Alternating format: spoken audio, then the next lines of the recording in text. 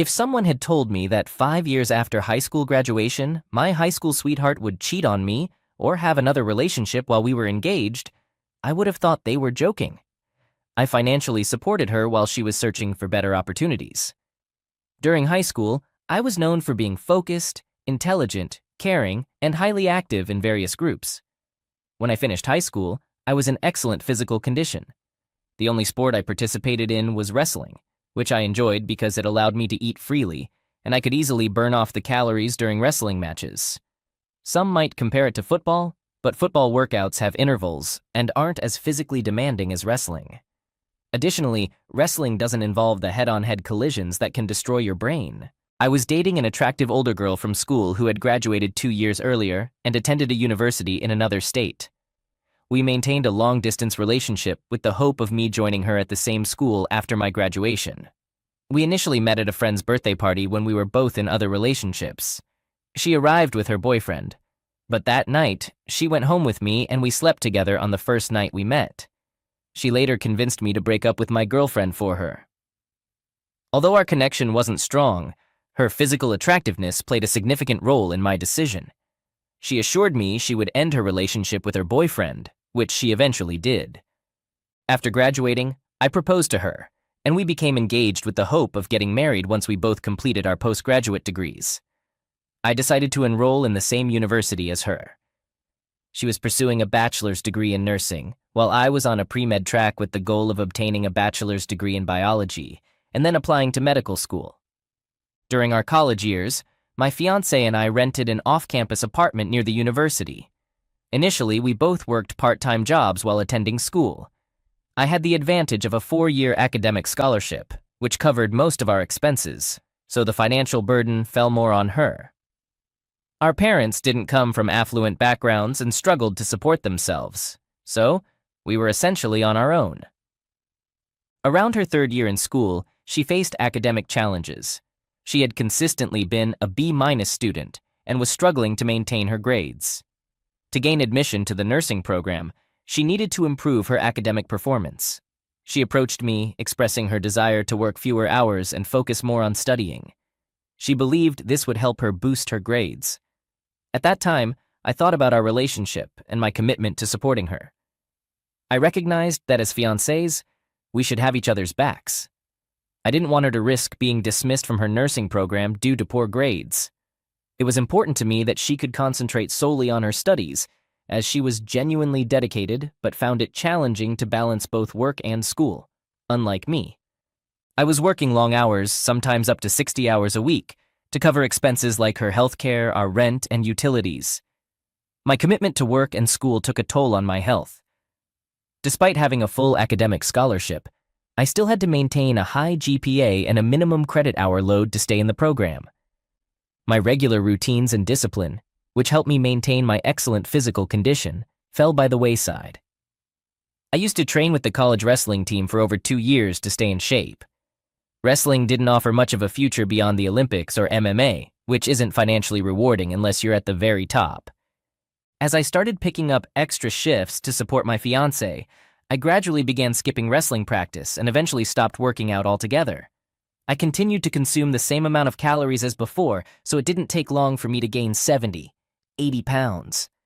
As our relationship deteriorated, there were times when she would go missing and not answer my calls.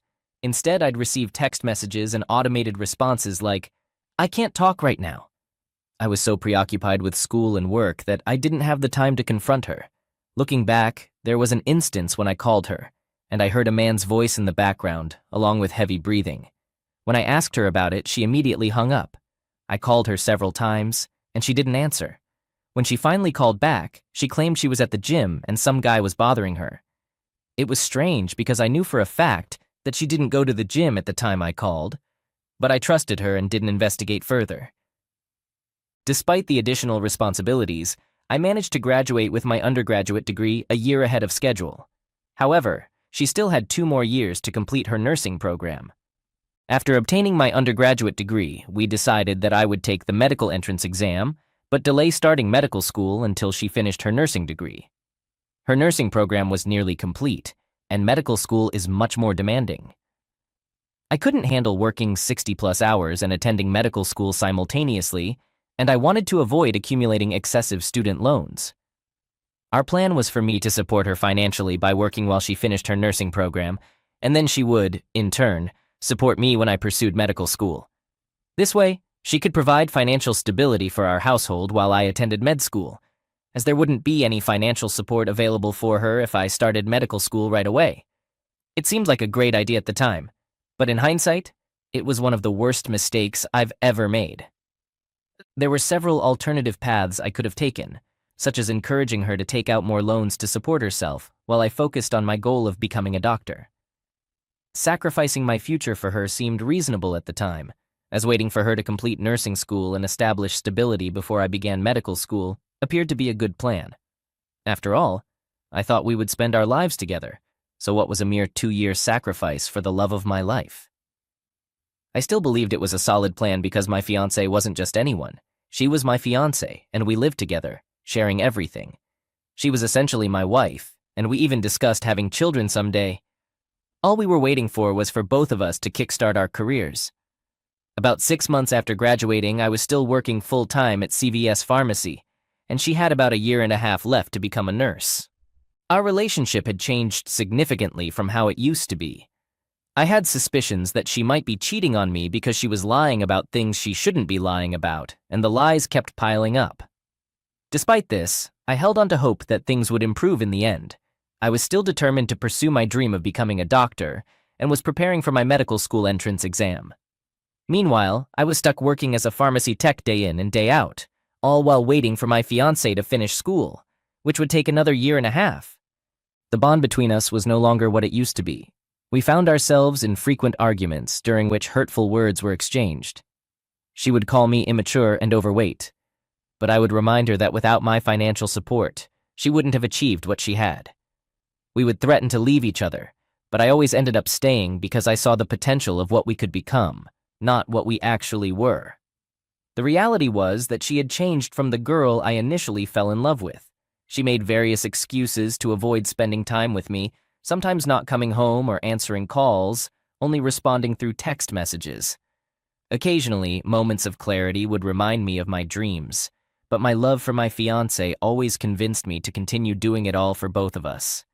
Looking back, I should have pursued my dreams independently, regardless of any relationship. About 6 months before her graduation, I remember suggesting the idea of having a baby, thinking it might revitalize our relationship and rekindle our love. However, she quickly dismissed the idea, stating that it wasn't the right time, and we should wait until she graduates in 6 months. 3 months before her nursing school graduation, I returned home from work one evening to find all her belongings gone. Initially, I thought we had been robbed, but it was peculiar because only her things were missing, the ones I had purchased for her. I tried calling her, but she didn't answer. Instead, she sent me a text explaining that our relationship was over and where she had left the engagement ring. She informed me that she had moved on with her life and suggested I do the same. Her approach was cold and businesslike, devoid of any emotion or consideration for the years we had spent together, the support I had provided throughout her 4 years of schooling. There was no phone call, just a text message. I felt betrayed and humiliated.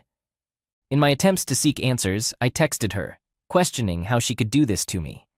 I reminded her of the years I had sacrificed for her and demanded what I felt I was owed. I called her multiple times, but she refused to answer, eventually blocking my number. It felt like a devastating scam that had unfolded before my eyes. Throughout the relationship, I had thought of her as somewhat below average in intelligence, but I came to realize that intelligence has many layers. I began to feel as though she had manipulated and taken advantage of the love I had for her. In essence, our relationship seemed akin to one of those online catfishing scams, but it had played out in person over 6 to 7 years. She used me to finance her education and then discarded me like garbage, leaving me utterly broken. If it weren't for her, I could have completed my 4-year degree in under 2 years and been well on my way through medical school. Her actions left me deeply mistrustful and depressed, making it difficult to function normally or maintain my daily routine. 2 days after she blocked my number, I decided to wait for her outside the hospital where she worked, hoping to confront her face to face. I sat in my car until she emerged from the building. As she headed toward a brand new BMW, I approached her. When she spotted me, she startled, rushed to her car without making eye contact, and swiftly sped away. I should have understood the message then, but I didn't. Regrettably, she had shattered me to the point where I developed the unhealthy habit of monitoring her activities, even though she wanted nothing to do with me. I began following her whenever I had free time, shadowing her movements without her awareness, and this continued for a few months. I couldn't comprehend why my fiancé of 7 years had abruptly ended our relationship. She pulled the rug out from under me without my realization.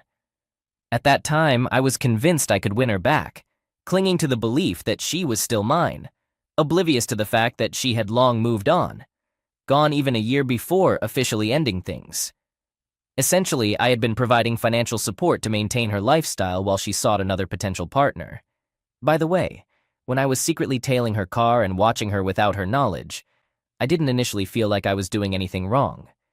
In my mind, I needed answers and closure. Looking back, I'm not proud of that period in my life. 3 days later, I found myself back at the hospital parking lot. I had returned to the very spot in front of the hospital where she worked, with the intention of confronting her once again. I waited inside my car, parked there for hours, well aware of her usual work hours, but sometimes she stayed longer than expected. Finally, she emerged from the hospital in her nursing attire and made her way to her new BMW. Initially, I had positioned my car close to the exit, planning to approach her quickly before she could retreat to her vehicle. However, as I opened my car door, I had a change of heart. Instead, I decided to discreetly observe her without her knowledge, hoping to learn more about her current living situation and the person who had bought her the car. I couldn't fathom that she could have purchased it herself, given our recent financial struggles. The car she now drove had been her dream car. She had often talked about it. I followed her for more than 45 minutes, heading far from the area I was familiar with toward an upscale neighborhood. I maintained a few car lengths of distance, ensuring she wouldn't notice me tailing her. Eventually, she entered the driveway of a house with a 4-car garage, and the garage door rolled open, concealing her car from view. I was taken aback. She must be living with a wealthy individual because there was no way she could afford this on her own. Even with her nursing degree, it would take years to attain such wealth. I believed there was more to this story, so I parked my car a few blocks away and waited. Another car approached the driveway, and one of the 4 garage doors swung open, allowing the car to enter. I couldn't see who it was, but my curiosity consumed me. I couldn't resist the urge to investigate further. It was growing dark, but I thought I might find a way to peer through a window. I stepped out of my car and approached the house. It was enclosed by a fence, and I circled the property, attempting to glimpse through a gap in the fence. That's when I noticed security cameras surveilling the area. Realizing I was being watched, I turned around and left. I returned to my car and drove home. The following morning, I called in sick at work and returned early, hoping to tail the car that had entered the garage the previous day. The next morning, I returned early at around 6 a.m., aware that my ex-fiancé's shift began at 9 a.m. I was hoping the other car would still be there so I could identify its owner. Upon my arrival, I couldn't be certain if the other car had departed, so I parked my car a few blocks away and waited eagerly, intent on discovering the identity of the person. Fortunately, the garage door eventually opened and the car exited. I discreetly followed the car all the way to the same hospital. A man in his mid-30s emerged from the car. He struck me as familiar, dressed in a suit. I decided to get out of my car and shadow him, curious to learn more about him. I observed him entering an elevator, destined for the 3rd floor. Without being noticed, I sprinted up the stairs and managed to catch up with him. I recognized him as the doctor I had seen roughly a year ago on my ex-fiancé's Instagram. She'd shown me group photos of her new work colleagues, as she was quite active on social media, unlike me. There was a post featuring him on her Instagram when she had started her clinicals. He was the doctor she had been working with extensively, and they had taken an innocent group picture with other nurses, which she had shared on Instagram. He entered his office and later emerged wearing doctor's scrubs. I had no doubts at this point. He was indeed a doctor at the same hospital where my ex-fiancée was completing her clinicals. Since our initial meeting over a year ago, who knew how long they had been involved with each other? If I had Instagram, maybe I should have noticed something. I hesitated to download the social media platform now because I was afraid of what I might discover. Perhaps I should have taken the situation in stride and moved forward. A doctor took my girlfriend, and they might have been seeing each other for over a year while I was in a relationship with her. Lesson learned. Instead of waiting for me to become a doctor, she chose someone who was already a doctor, someone with money. I couldn't compete with that. I was overweight, broke, almost 25 years old, with a seemingly worthless bachelor's degree in biology. I was working as a tech at a local CVS pharmacy. My car barely worked. And I had spent all my savings on my fiancée before she left me for a doctor.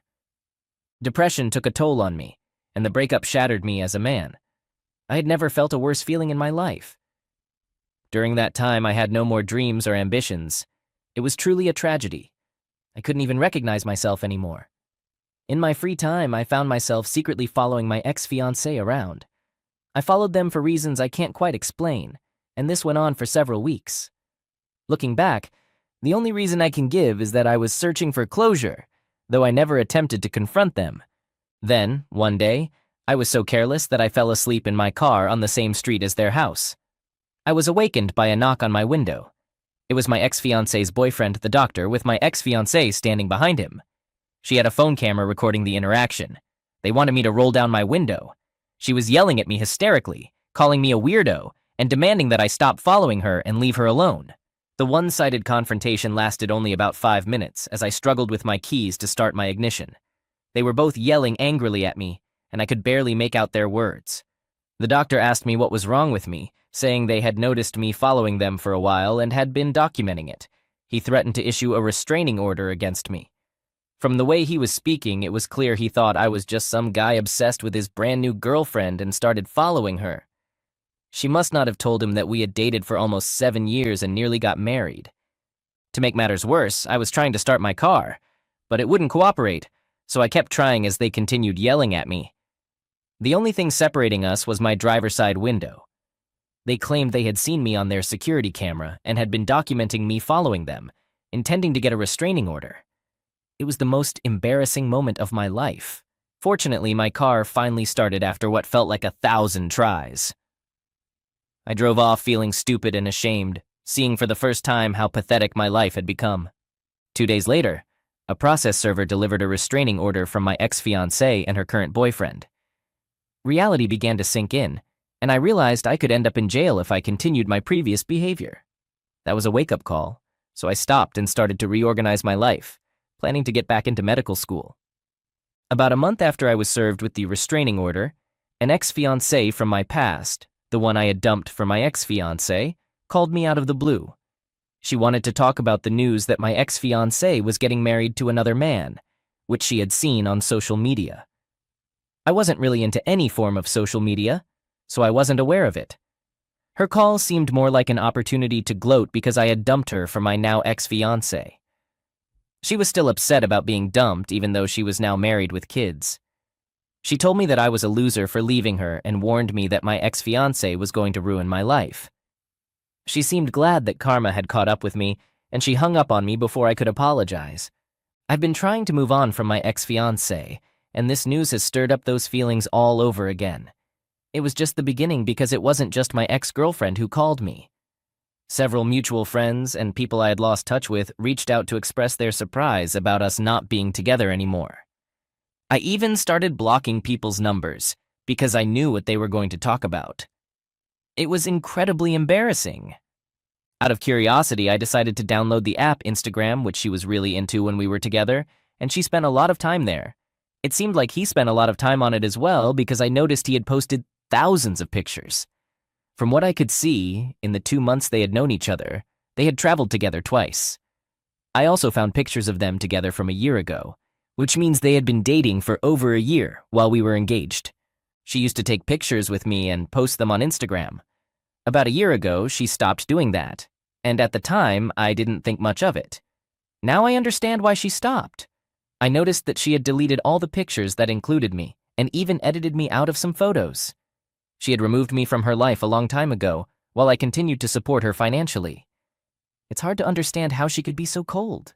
As I scrolled through her Instagram, it became clear that while we were engaged, she was still seeking attention from other men. During those times, her photos became more revealing, and she started posting more suggestive pictures. I failed to notice any of it. Perhaps if I had Instagram back then, I might have sensed that something was amiss. Her profile was public, so I decided to follow her on Instagram using a fake name and profile picture. This soon turned into a kind of obsession because I started closely monitoring everything she did online.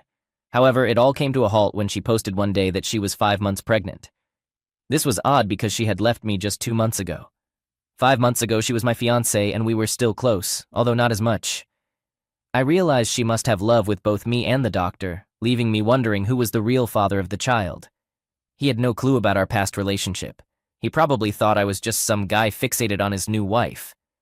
I considered the possibility that the baby might be mine. However, she claimed she had been on birth control, which made me wonder if she had stopped taking it and was involved with both of us. Update.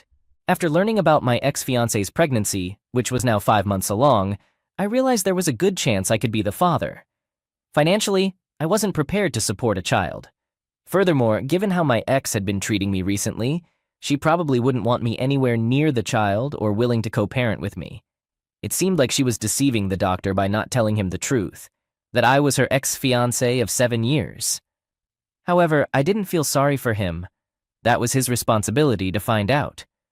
Besides, I was still upset that he had encouraged her to get a restraining order against me without even knowing the full story.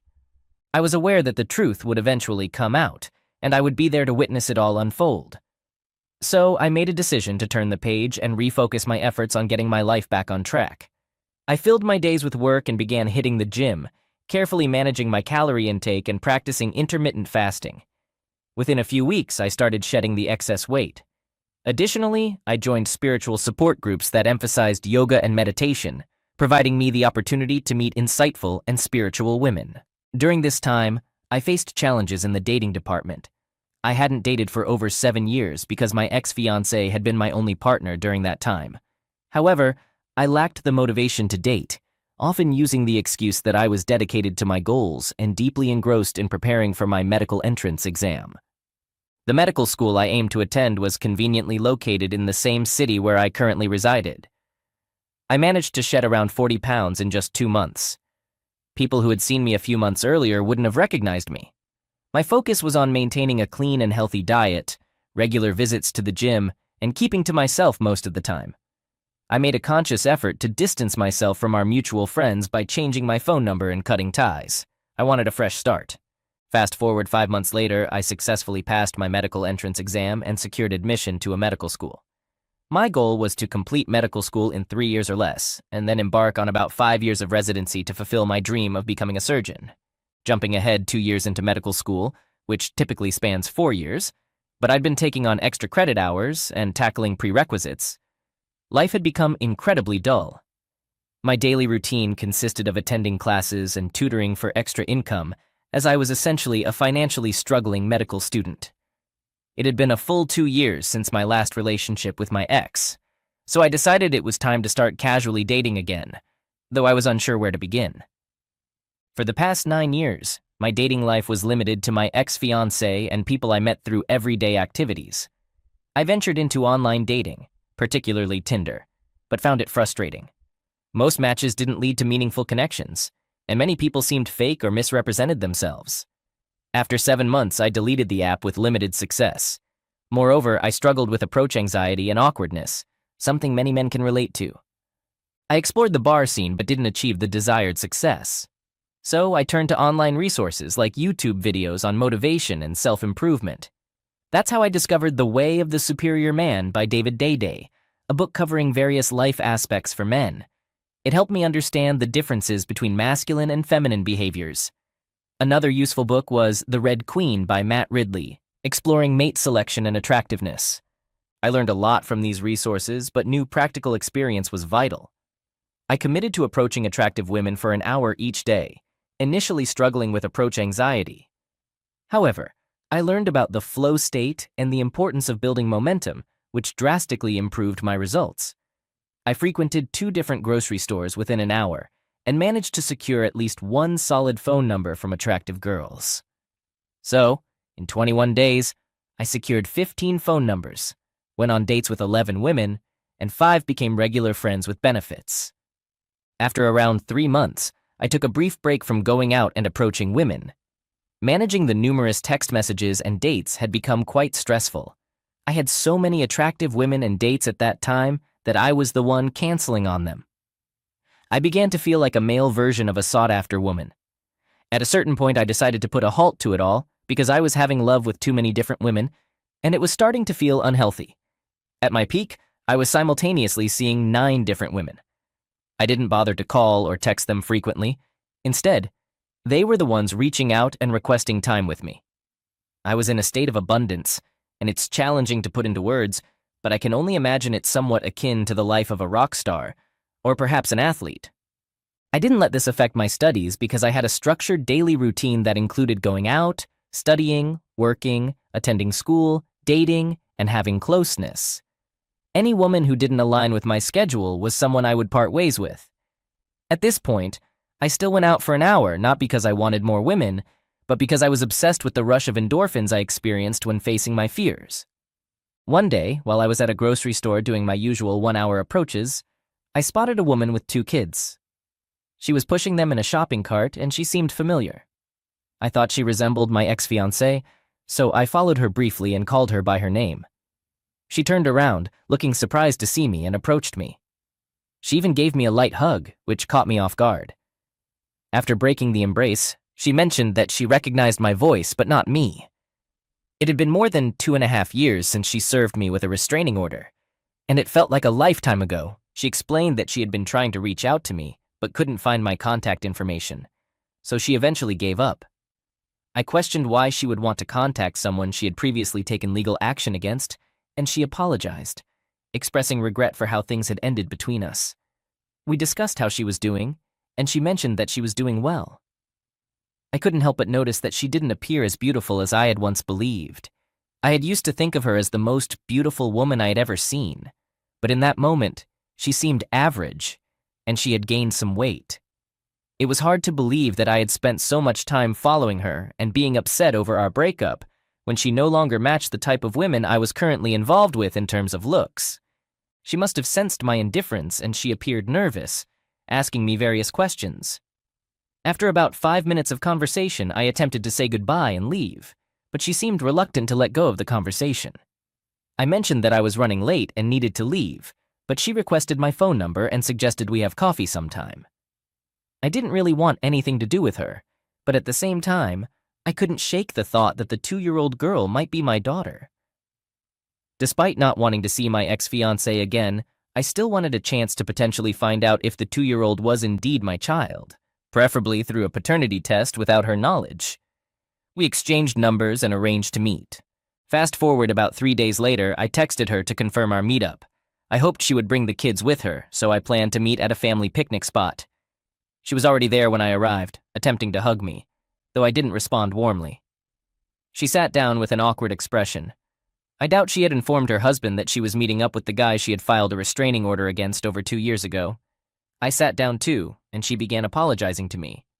She apologized for breaking up with me via text message, getting a restraining order, and not keeping her promise to support me after years of my support. She also mentioned that she noticed a change in my energy, seeing me as more assertive and in control.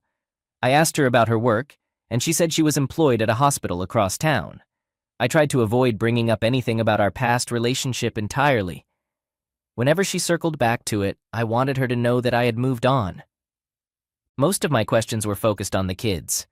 I complimented her on how cute they were and asked if she'd be willing to bring them to a water park the next day so I could meet them again. She mentioned she wouldn't have time the following day due to work, but suggested we plan for the day after. Throughout our conversation, she was clearly flirting with me, attempting to seduce me, but it didn't have any effect. I've learned quite a bit about social dynamics in recent months, understanding the importance of maintaining my composure. Her flirtations were a way to search for any weaknesses in me, but I remained unfazed by her advances. The more I held my ground, the more she seemed to become submissive and attracted to me.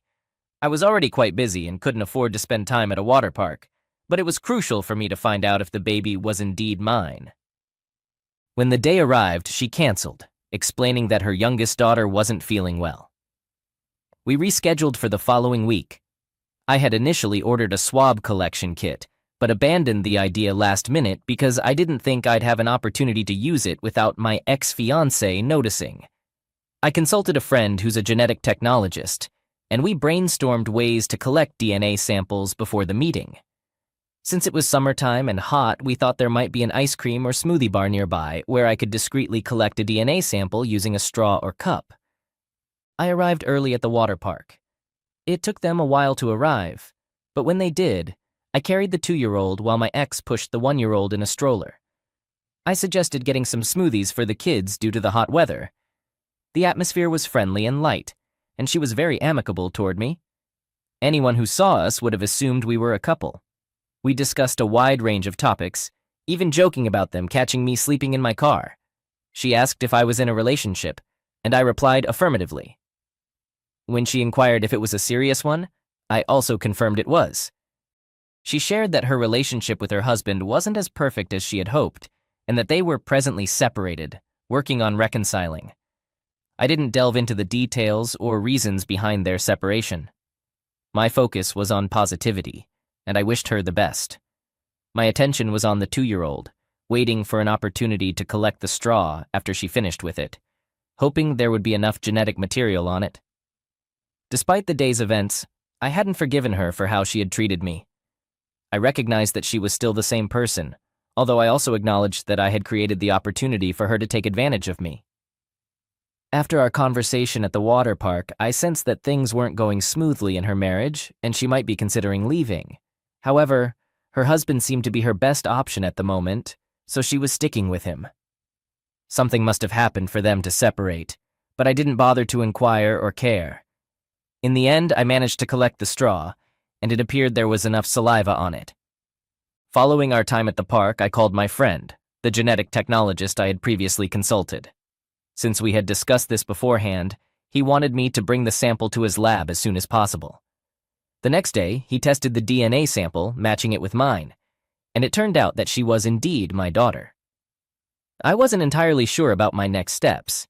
I could expose my ex by sharing the DNA results with her husband, jeopardizing their chances of reconciliation, but that might lead to her coming after me, and I wasn't in a position to co-parent at the moment. So, I believed the best thing for my daughter was to be raised in a stable home. My residency would begin in less than a year, which would provide me with some income, not a lot, but enough. After completing my residency in 5 years, I would reassess the situation and stay in contact with my ex to see my daughter whenever she allowed it.